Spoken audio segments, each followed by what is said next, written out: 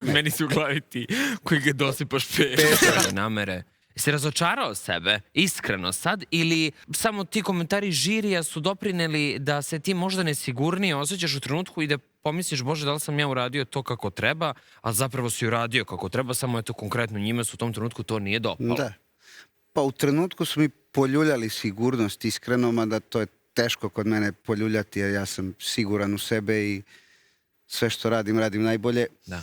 Svakako. Ali to je znak da imaš poštovanje prema njima koji su sedeli zapravo ispred tebe. Tačno, ja sam, kažem, opet poštujem svaki komentar i zaista, kažem, bili su u pravu. Da sam ja na vreme, da kažem, izmenio, moja izvedba te pesme je sa malo tog, kao što je rekla Lepa, peska, sa malo tog peska, onako dozirano, to je moja originalna izvedba po beogradskim klubovima, na primjer, a ja sam ovde malo previše dodao peska, misleći da će to da ih, hajde da kažem, fascinira, ali sam ukratko, za kratko vreme. Meni su u glavi ti koji ga dosipaš